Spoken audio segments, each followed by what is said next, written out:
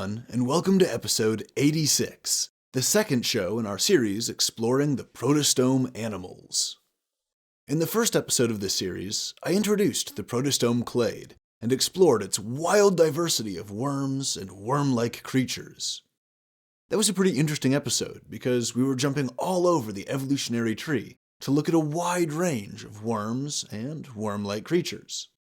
Some of them were more closely related to the arthropods, while others were more closely related to the mollusks.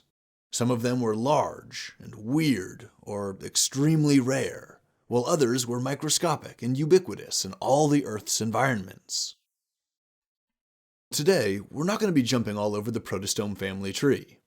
We're going to look at one particular branch on the family tree, at one particular group, known as the mollusks. This is going to be a really cool episode, because the mollusks are some of the most exotic, alien-like creatures that we share the planet with. They are really unlike almost everything else, and they all seem to play a really important or special role in the ecology of their habitat, whatever habitat that happens to be. Now for today's episode, I want to primarily look at mollusk taxonomy, how all of the different subgroups within this particular clade in the animal kingdom are all related to each other. Naturally, this is going to involve a bit of evolutionary history, and of course some notes on their physiology. If, at the end of the episode, you still want more evolutionary history and in-depth exploration of mollusk physiology, don't worry, that content will be coming in the near future. But for now, let's begin by taking a look at the basic mollusk body plan. In a very general sense, mollusks have bilaterally symmetrical, slug-like bodies with a shell or a mantle on the dorsal side. This very general description applies to pretty much all mollusks, but aside from this, there's really only two other traits that all mollusks share. The first is that the anus and the genitals open up into the cavity created by the mantle. And the second trait is that where any given vertebrate has a single spinal cord running down their back, the mollusks all have two nerve cords running down the length of their body. So they don't have one spinal cord, in effect they have two of them.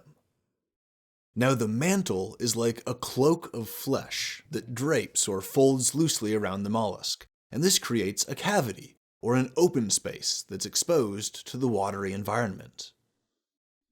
Near the forward openings in the mantle, where water flows in as the mollusk swims or crawls around, the mollusk may have chemosensors to smell their environment. This is functionally analogous to your nostrils, in the sense that they are a portal where air comes into your head, bringing with it various odorants from your environment. In most mollusk species, but definitely not all of them, the flesh of the mantle will secrete a shell made of calcium carbonate. Other general characteristics apply to many, but not all classes of mollusk. For example, along the bottom of the body, there's a broad, rippling muscular organ called a foot. This muscular foot is used for movement, but depending on the clade you're looking at, it has highly divergent forms. In the gastropods, for example, the foot is a basic, roughly oval-shaped, muscly platform that combines lubrication of a secreted mucus and the undulations of flexing muscle to slide the creature along the ground. But then in other groups, like the Aplacophorans, the Aplacophora class, the foot is either shrunken and withered into a vestigial state, or it's completely absent. In contrast, you can look at like the Cephalopod class, where the foot has undergone massive evolutionary modification, having developed a multitude of writhing arms and tentacles. There's other examples too. Consider the radula and the odontophore.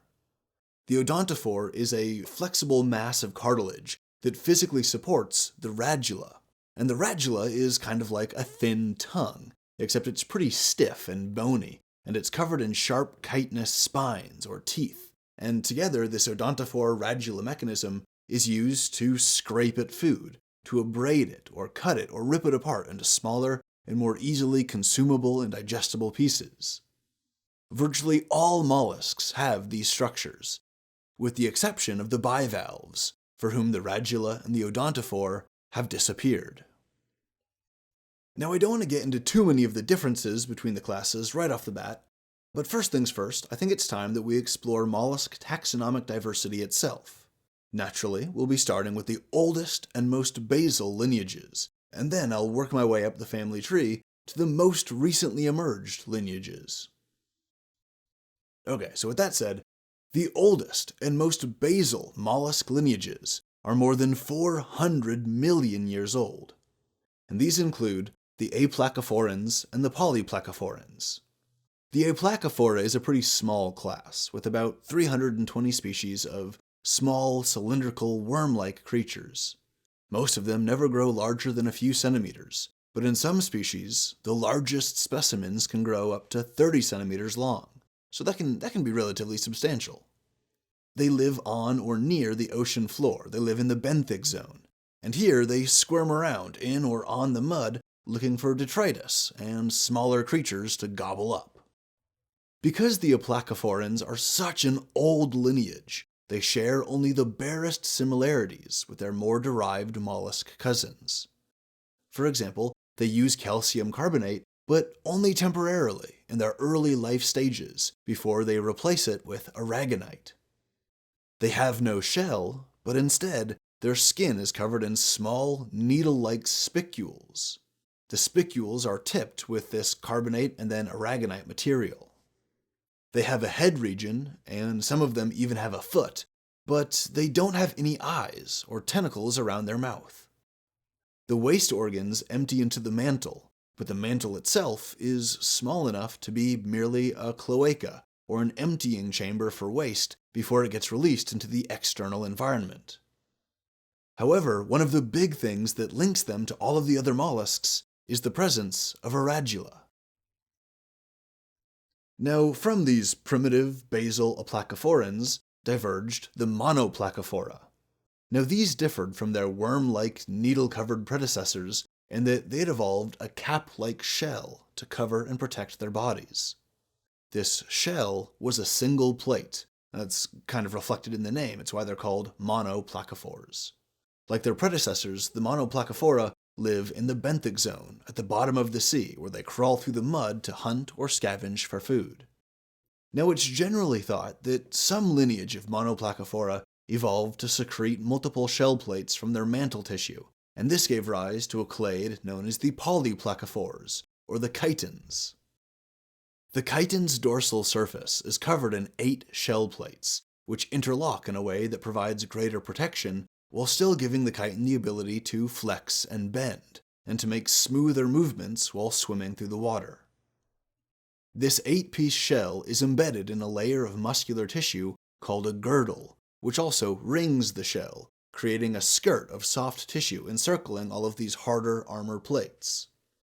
The girdle gives many species of chitons the appearance of a colorful frisbee, like those in the Tonicella genus.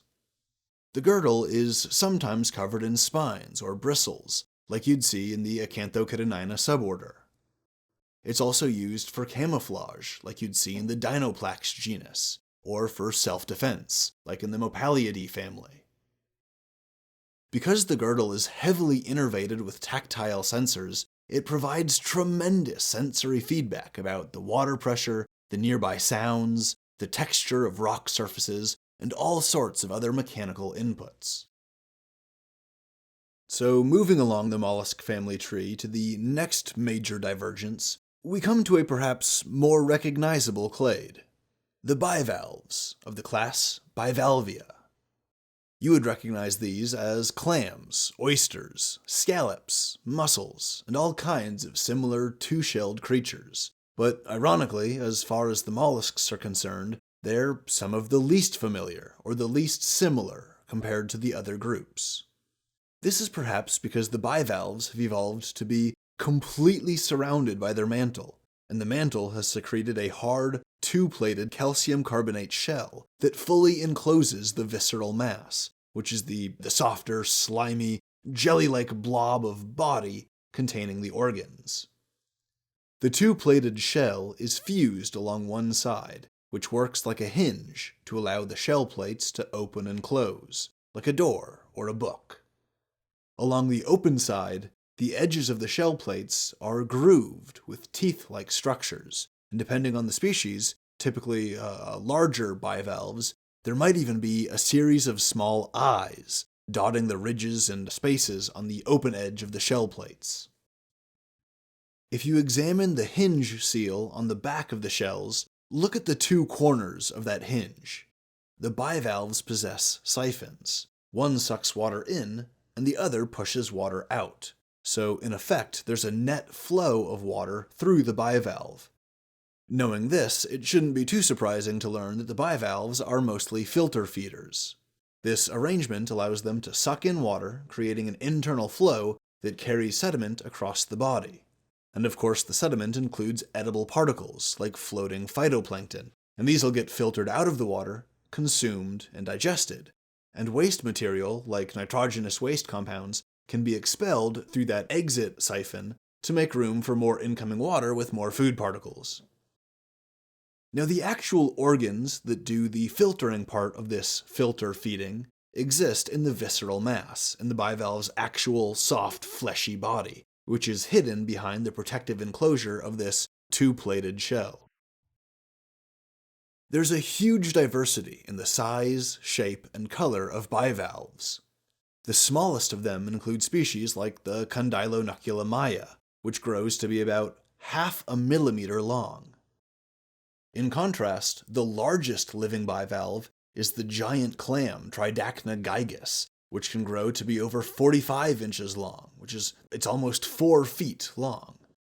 And the largest bivalves ever, which are extinct now, belonged to the Kufus genus, and fossil evidence depicts a species that could grow up to 5 feet long. So if we look closer at the bivalve class, the most recent proposed classification system was published in 2010, and according to that work, there are 4 large clades in the class Bivalvia. There are the Heterodonta and the Paleoheterodonta, the Protobranchia and the Autobranchia. Now normally I'd go over each of these in a bit of detail and explore the differences between them, although, truth be told, the differences here are a bit more subtle than you would see between clades in almost any other animal class.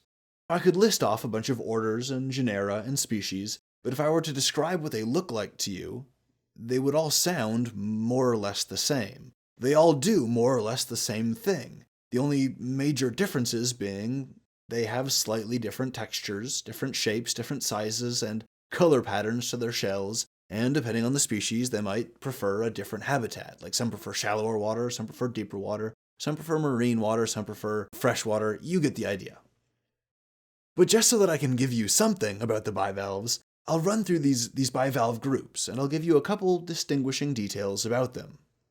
So, the Heterodonta are saltwater clams, whose most remarkable characteristic is that both halves of their shell are symmetrical. They're the same size. The Paleoheterodonta includes both saltwater clams of the order Trigoniida and freshwater mussels of the order Unionida. These freshwater mussels will partially bury themselves in the muddy floor of a fast-moving river or a creek, where they can then filter feed at a relatively high capacity. Among these freshwater mussels are some species that are known to produce pearls. The most distinguishing feature of the Trigoniida order is their grooved shells and their very complex teeth patterns. The teeth being the small grooves or fissures or protrusions along the rim of the shell. Now the Protobranchia include species of small and very small clams that live in deep-sea marine environments.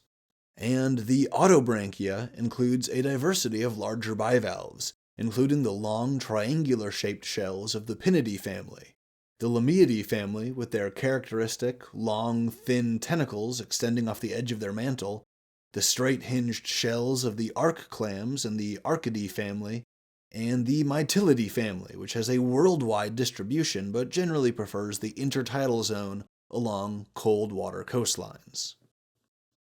Now, wherever they live, these bivalves will settle down and nestle in, living a sedentary life where they filter feed, and use their clumsy muscular foot to limp around in an attempt to avoid getting eaten by predators.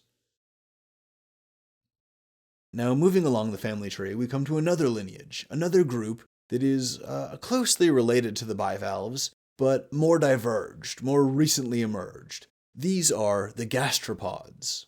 These are incredibly cool mollusks. They're some of my favorite animals, and they're the only clade within the mollusk phylum to have many species adapted to drier, terrestrial habitats. The gastropods include the limpets and the many species of slugs and snails.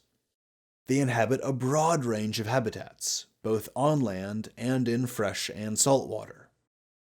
There's approximately 476 living families of gastropod, and 65,000 to 80,000 known species. In terms of raw biodiversity, the gastropods are the most diverse group, second only to the insects, and we'll get to that really cool episode on the insects later in this series.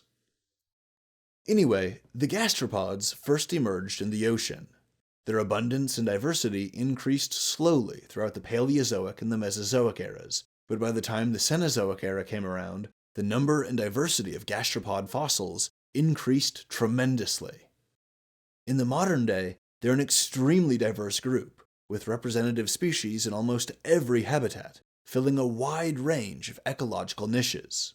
This diversity, which we'll explore in just a minute, makes it a little difficult to generalize them in just a sentence or two. Similar to the bivalves, gastropod taxonomy is currently in a state of flux, as newer genetic and molecular-based studies are beginning to supersede and correct for the older understanding, which was built from classical morphological studies. According to the latest genetic data, perhaps the most basal clade of gastropods are the Patelogastropoda, or, more generally speaking, the limpets. To be clear, the term limpets is general, as it also describes many similar species that are outside the clade Patelogastropoda. It's just that this most basal clade is pretty much nothing but limpets. I think that maybe the best way to describe the limpets is to compare them to the closely related bivalves. Where the bivalves have 2 shells, the limpets only have 1. And inside of this single shell, there's the visceral mass, the limpet's actual fleshy body. Now in the bivalves, the visceral mass is a soft, gooey, wet blob, nestled near the hinge of their shells. In limpets, the visceral mass doesn't have that complete protection offered by 2 shells, so the visceral mass has much more substance. It's much stiffer and stronger, and instead of a second shell, it has an extremely powerful mucus-coated foot muscle that keeps them bound to the rocks they live on. The limpet shell takes the form of a dome or a cone, protecting them from predatory attack, just as the foot prevents them from being pulled off the rock. Some of the intermediate gastropod clades, also known as the lower heterobranchia, include, in evolutionary order from oldest to newest, the Vetagastropoda, the Neridomorpha, and the Cenogastropoda. The Vetagastropods are a diverse group of sea snails, whose member species live in almost every marine habitat, from intertidal zones along the shore to the muddy, barren floor of the open ocean to deep-sea hydrothermal vents. The Vetagastropods display spiraling shells, which form the shape of a short, spiraling cone with a wide base. They have 2 tentacles protruding from their head, suspected to have held atavistic light-sensing structures. And their mouths were at the end of a small protrusion, which allowed them to feel around and scrape up algae and detrital sediment. The next gastropod clade is the Neridomorpha, which are much more varied than the Vetagastropods. They're much more diverse, including not just marine sea snails, but also freshwater snails, land snails, and even some branches of deep-water limpets. The next clade is the massive Cenogastropoda. This clade is also highly diverse, much like the Neridomorpha, as it includes sea snails, freshwater snails, and land snails, but a larger proportion of these species are sea snails. As a clade, the Cenogastropods are numerous, making up around 60% of the total estimated number of gastropod species, which remember is somewhere between 65 and 80,000. As the Gastropod are a highly diverse clade, they all don't have too much in common aside from a single-chambered heart, and a unique trait called torsion, which I'll get into more in episode 99, which will be all about the gastropods in particular. Among the later clades to emerge, or those in the upper heterobranchia, there are the exotic, alien-like Nudipleura sea snails, which have really smooth aerodynamic bodies and bright coloration. There's the Eupistobranchia, which includes aquatic snails and slugs with a gizzard-like organ shaped for grinding up food. And there's the much more familiar Panpulmonata.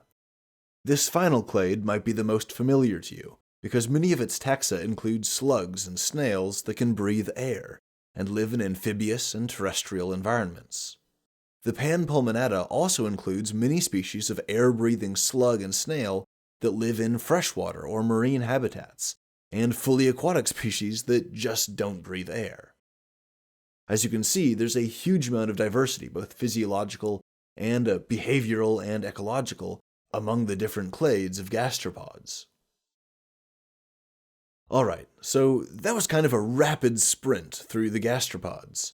And now we come to the most recent mollusk clade, the Cephalopods. These are extremely cool creatures, and as much as I'd like to describe them all in great detail here, I'm only going to be focusing on their biodiversity, and describing them as a monophyletic class. But don't worry, we'll spend episodes 100 and 101 exploring the cephalopods in much, much greater detail. But for today, let's just touch on their evolution and diversification. The cephalopods have their origins in the Cambrian period, some 541 to 485 million years ago, with very early ancestors like the Tanula, arguably the Nedoconus, the Plectronoceros, the Eochelcianellids, and finally the Elasmarocerida, which were the only cephalopod ancestors to survive the extinction event that ended the Cambrian period. They had siphons near their rear, a tentacled face that laid on the ground, and a pointed shell shaped like a curving cone or a wizard's hat. These fossilized ancestral forms demonstrate the evolution of a siphuncle on the shell, which allows for regulation of gas flow and the creation of internal gas bladders that can be used for buoyancy to enable swimming, and even as a directed form of propulsion. These are defining features of modern cephalopods.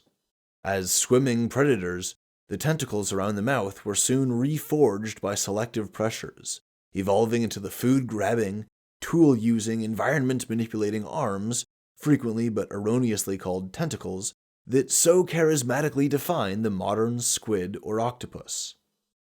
From the start, these arms/tentacles were specialized protrusions of the muscular foot organ. I think this is a great example of how the foot was like evolutionary Play-Doh that was molded into a really exotic, unique, and fascinating form.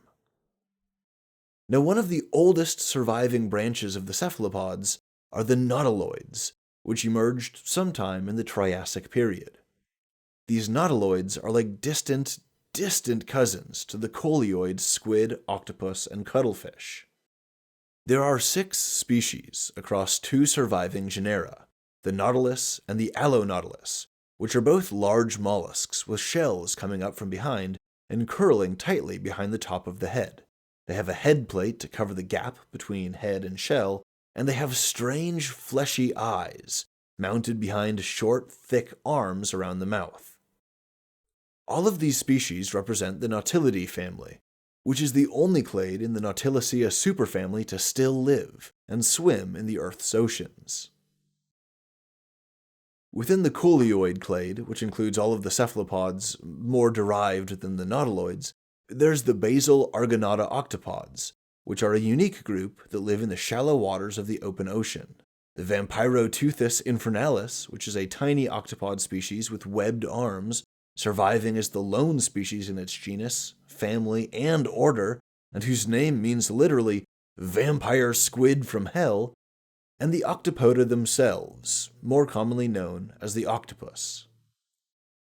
Related to these octopoda forms, we have the Decapodoforms, and as the name suggests, these all have 10 limbs instead of the 8 limbs of the octopus. Within this group Decapodoforms, we have the Heteroteuthis, the sepia cuttlefish and their cousins the Idiosepius, the Sepioteuthis, the Spirula, and the Bathyteuthis. Alright, so let's run through these groups real quick to get a sense of what they're all about. Heteroteuthis and other closely related groups include species of bobtail squid that have a symbiotic relationship with bioluminescent bacteria. As the squid swims near the surface, light from the sun can create a shadow. This can be dangerous, as it would alert any lurking predators below.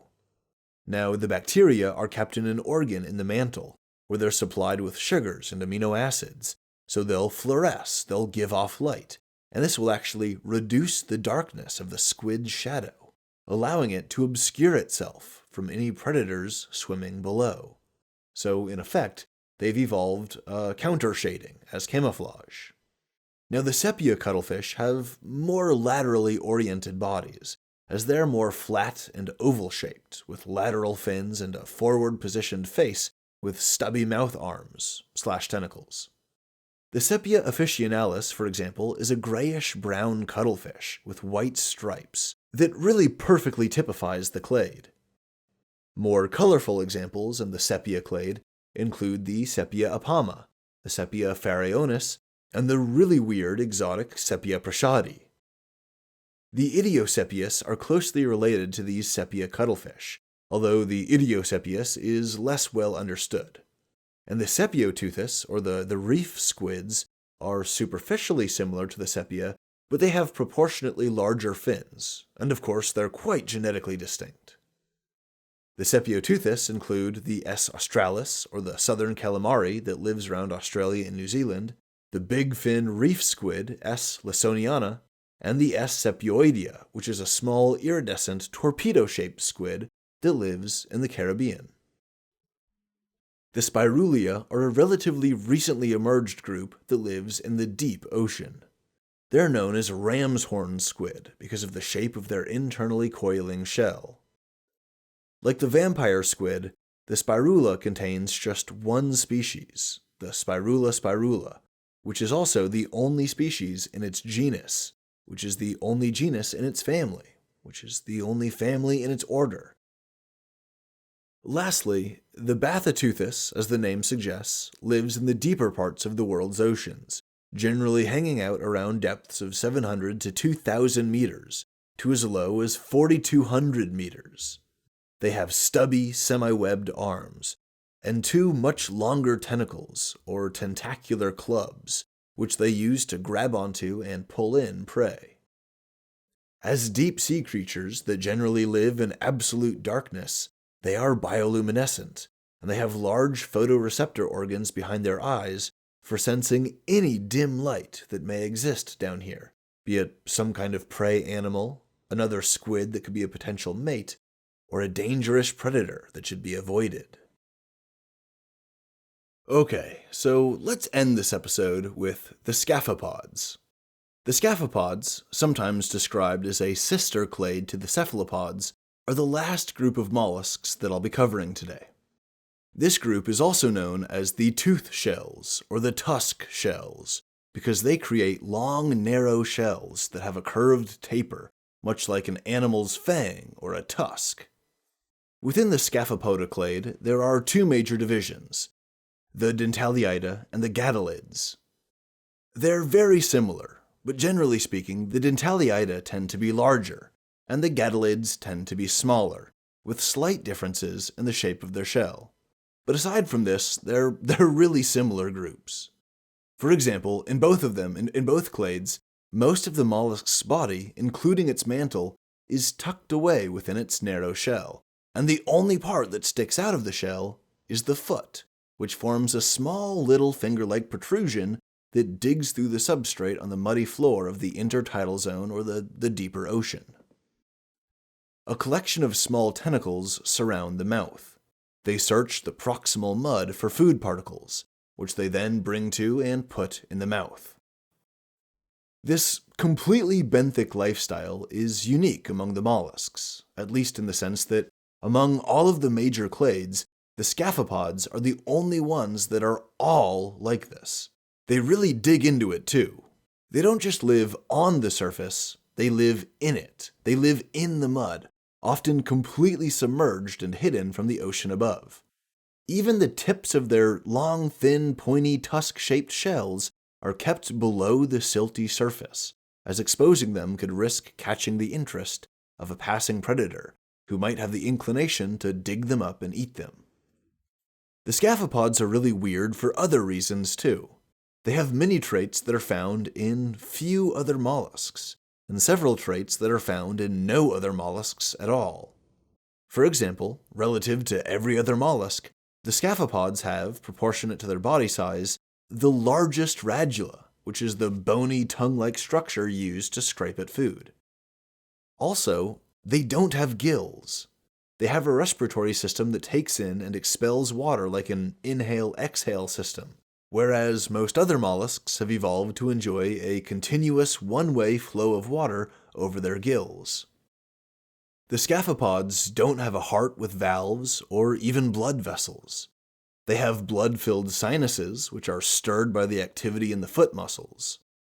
The organ they have that could most reasonably be called a heart is the perianal blood sinus, which exhibits a regular contraction, kind of like a heartbeat.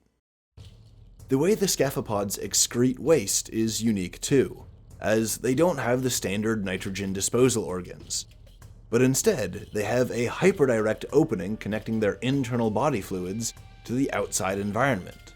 So instead of using some kind of kidney-like structure or some kind of kidney analog to filter out the nitrogenous waste compounds, they just indiscriminately dump out everything. Curiously, they have genes that are used to build photoreceptor organs in other mollusks, suggesting that they once had eyes and lived in a more surface-like environment. But evolutionary forces pushed them into the mud, where they lost their eyes but retained the genes for them, albeit in a deactivated format. Alright everyone, that concludes our general overview of mollusk taxonomy. This was a pretty fun episode, and the rest of the series is going to be pretty fun too, because in the next episode we'll begin a 4-part mini-series exploring the biodiversity of the arthropods. If that sounds interesting, then hit the subscribe button, give the show a like, check out the Patreon page, and perhaps become a Patreon supporter. I really appreciate it. And as always, thanks for listening.